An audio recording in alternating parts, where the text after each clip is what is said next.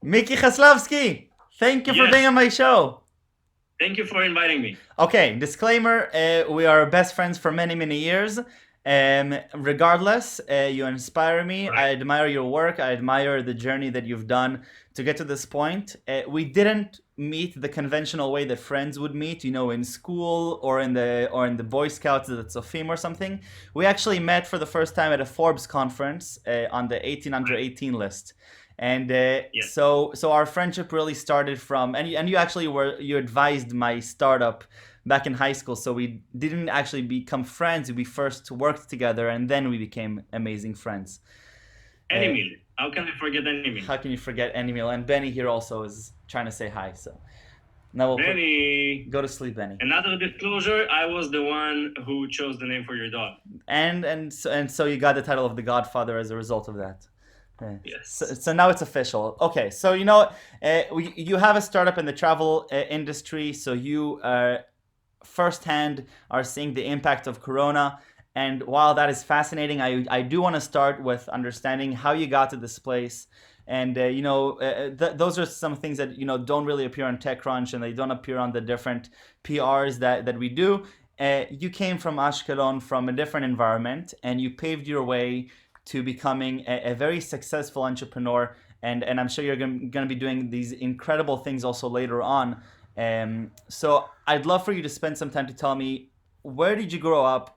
How did you even get to go into this tech world and become one of the most connected, I think, people in Israel in the tech industry? Wow, that's a lot of titles, buddy. So I started my journey when I was like around, I think I was 8. For it was my first business when I was selling headphones. It was a thing when people started buying their first home computers, and they were getting headphones for free, and they were pretty crap. So they were broken after a while, and so I was reselling them. I was taking these headphones, I was fixing them with a friend of mine, and then we were selling them locally to different shops and markets in So the sort of a computer. Steve Jobs and Steve Wozniak style, right? Yes, kind of, but in Ashkelon, so it's a very very small scale. So it was really really nice. So I think if we want to speak about my journey in the tech industry, we'll start from my background. So my background is I'm coming from a middle. How do you say that? Mamad Benaim. Yeah, your family is, you get by. Exactly. So, and then, money was always an issue. And since I was very, very young, I was trying to make money any way I can. And so, from one side and from the other side, I really love building stuff. I really love creating stuff. Really love connecting stuff and making something new. And I think I have been developing my imagination since I was really, really, really, really young. And so when I realized that I can mix between making money and being super creative and doing stuff, I realized how amazing it is to be a tech entrepreneur. Because I think, and Amir Shvat told that in one of your sessions, which was really really interesting.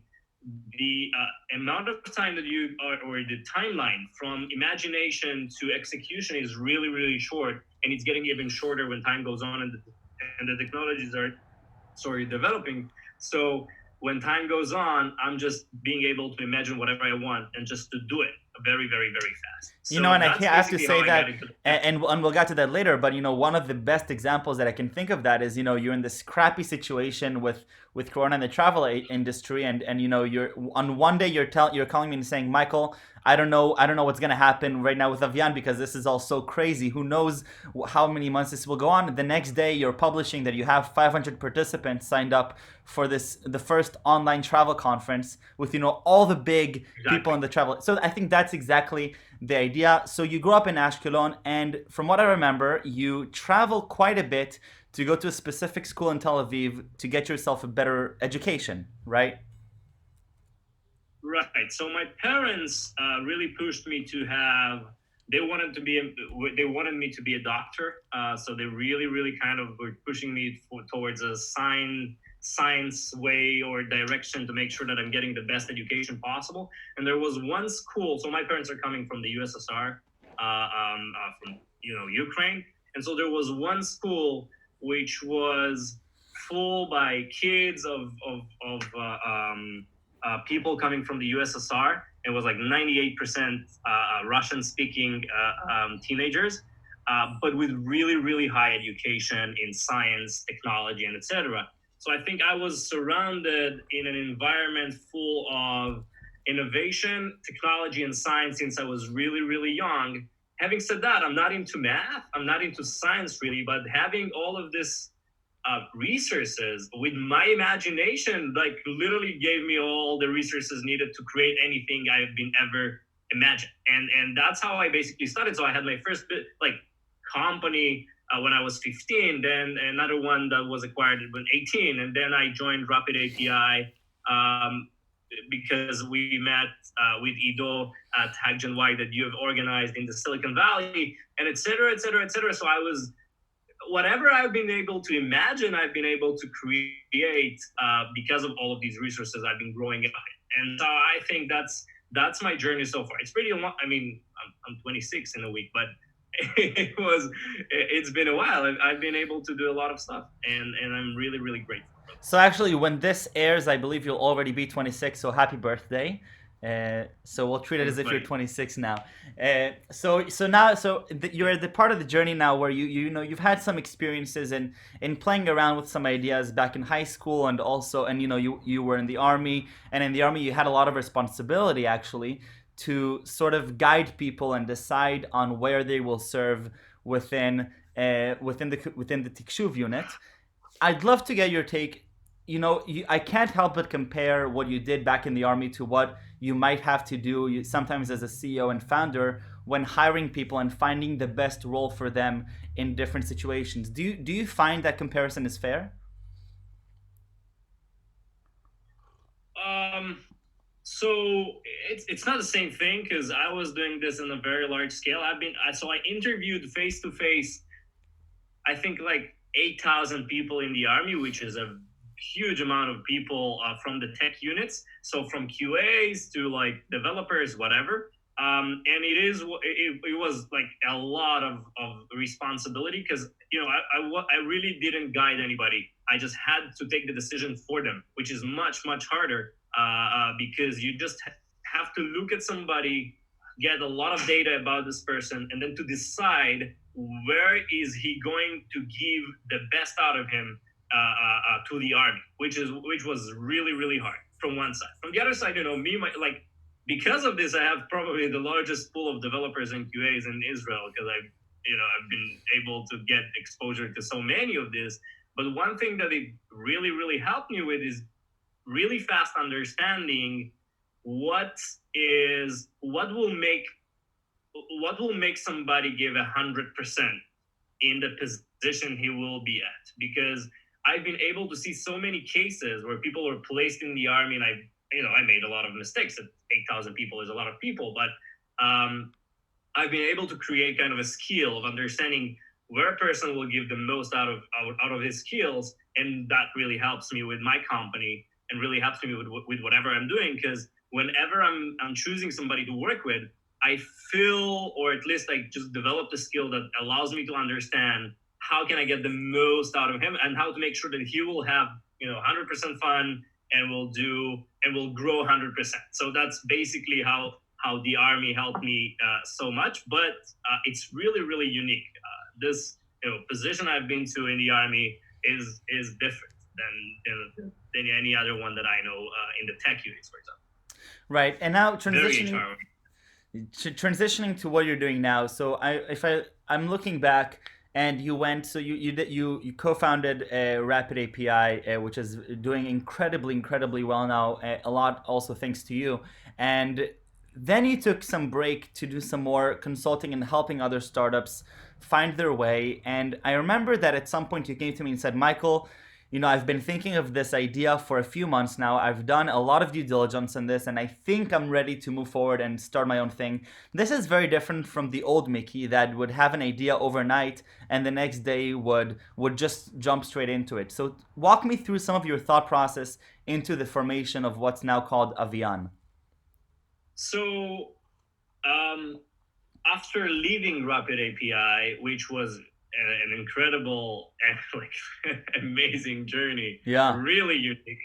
I was like sitting at home and I was trying to. So I actually planned to go to, like, I had an opportunity to go to be a CEO in another fashion technology I company, and remember. then the company didn't really survive, and then I was like, in a situation where I had this time to do whatever I want, and then for the first time in history, I did have the drive to do something, but I didn't want to focus on one thing.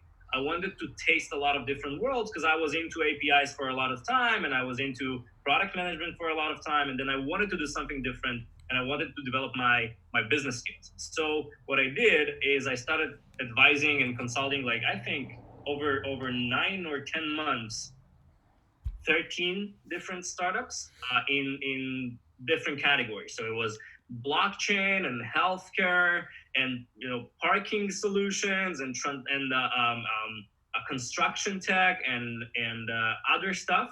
And the goal was not to not to work on something specific, but to learn to give my skills of whatever fundraising product, whatever I could help with, and connections, but also learn about new business models in different worlds because I was really into one.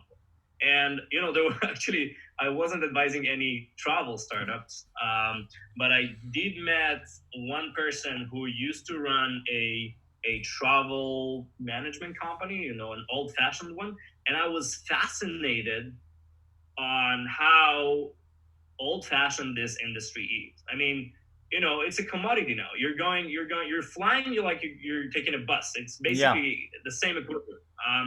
And still, all the back end, like whatever is being managed there, it's very, very old, like 80s, 90s, really, really old. And I was fascinated how, a $1.7 trillion industry is using really, really old fashioned tools. And I realized there might be an opportunity there to start a company to bring innovation in. And that's how basically Avian started. Now, as you can imagine, every startup is transforming, pivoting, changing along the way. And so we started in a really, really different position. We started selling directly to airlines, and then we pivoted it and started selling to travel agencies. We started with very enterprise, high level software that takes a year and a half to sell to something that we can sell in a couple of weeks. We changed even more into something that is more revenue generating. But one thing that I can tell you for sure is that the travel industry is it's growing rapidly, and you can see Trip Actions growing rapidly Right. with it, and other companies, Travel Perk and others. But when you're talking about the back end side of it, it's still pretty old fashioned. And because of different network effects and because of different oligopolies, it's pretty hard to change it. So when you're getting into the travel industry, which is very attractive in terms of innovation spaces, it is really, really hard to move stuff because by the end of the day, these are huge operations that are really hard to change. So that's what I like about the travel industry. On the other side, we can talk about it now. Nobody could ever prepare for what is happening now, which is, I think, fascinating again, because you can say, yeah, so you could prepare for a recession. You could say there will be an economic break, whatever, but you could never imagine that companies selling hundreds of billions of dollars in revenue just went down to zero in literally like 7 days. And that's why this industry got probably the hardest knockout. It's even worse than 9/11 because it's not that people are, in 9/11 they closed some of the air borders, but now everything is being closed, and psychologically people don't want to get on board. Governments are shutting down like airlines and trying to keep them alive.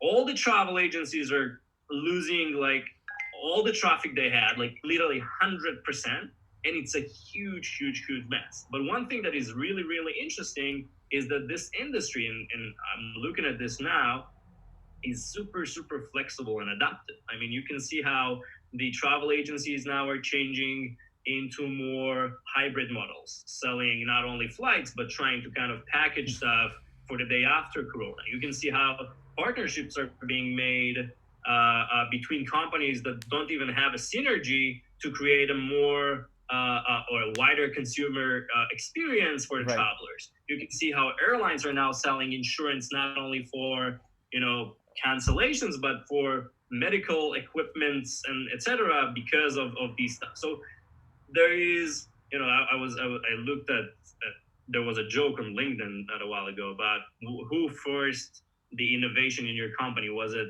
the CEO, the chief product officer, or COVID? So COVID is probably the most crazy innovation and transformation Yeah. That feature in it the yeah, industry it's right very now, which, funny. which is amazing.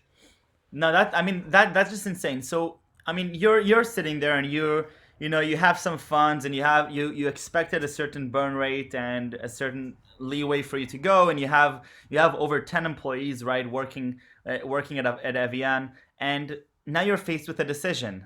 You don't know what's going to happen. You don't know where this industry is going. You are directly in between travel agencies and airlines. Your business is based on the premise that people are willing to fly and that airplanes leave the ground and come back down. What do you do now? As a CEO, what do you do? So one thing we were, and I think both me and Oran, my co-founder, were prepared for is a recession. So everybody were speaking about this, and I was pretty anxious about this since day one. So we were really, really focused on being as lean as possible and make sure we can release on like as fast as possible, not to spend a lot of money, make sure that we have it. It's hard to raise funds in the travel industry anyways. So, and when you're preparing for a recession, it's another thing. So Right. when we got into this position, into this scenario, we were ready for this. So that's a thing, and it's very very important. From the other side, we did had to you know break up with a couple of colleagues of ours, and to significantly get down our burn rates. Of course. Having said that, and I think the attitude, and that's something that that I'm so grateful for. We are able, if you took this example of the online travel conference. We had this idea one night, the night like it was Thursday. Over the weekend, we've built everything, all the infrastructure for this. And 2 days after, we had 300 participants signed up. And more interesting than this, we started generating revenue out of this. So I think the cool thing about being a very, very, very small company is that you can be flexible enough to use the situation and Right. to kind of leverage whatever you have. From the other side, on the travel perspective, we are trying to make sure that one, we're developing all of our infrastructure, which is default. But the second thing is that we realize that all of our clients now are pretty free. So we've been able to attract a lot of clients and to integrate with them for the day after, and that's a really really great opportunity. Having said that, I know a list already of startups in the travel industry that were not prepared for this scenario and had a really hard hit, and investors had to get involved in this process and to kind of fund these startups Of and help course. them get alive. And so it's a really really hard situation. So I think it pretty depends on the company structure. The problem starts, and that's where you can see it globally now, is where you are a really really big company such as Expedia or Booking or United Airlines or American Airlines or Hopper or any other companies that had to take hard decisions to deal with this thing, because nobody knows when is it going to end. And the other problem is that travel will be probably the last Yep. to recover. So it's really hard. Yeah, well, I mean, it's fascinating for me through this show to talk, both with venture capitalists as well as with entrepreneurs and seeing the different mindsets. And one of the things that is really notable is how everybody's in this together. I mean, it's everybody's impacted and everybody together understands. Okay, now we have to figure out how we deal with this together. We're not on two different ends of the game. The whole world is realizing that this is now more than ever, this is a global situation, that it's not every man for himself, but we have to figure out how do we cooperate together.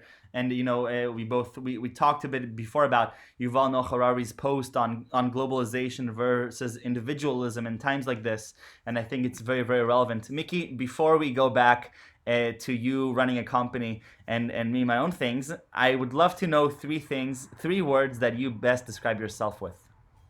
Wow. So hustling is number one Oh for yeah. sure. Hustling is the first one. Second is a vision, because I really really love to imagine stuff and see Yep. see the future. And the third one is, it's not a one word. Maybe, I don't know how do I say it. So I just want to say that I really love being surrounded by super super talented people such as you and my team at Avian Thank and you. all of my investors and colleagues. So I think these are the three things that I'm mostly focused on, I and love I it. really I love it. Mickey, thank you so, so much. And I'm going to see you on our BFF Zoom call with all our friends soon. probably soon, and hopefully I can see you in person at some point in life as well, right? Not, yeah, not 12,000 kilometers apart. Mickey, thank you so much. Bye, buddy.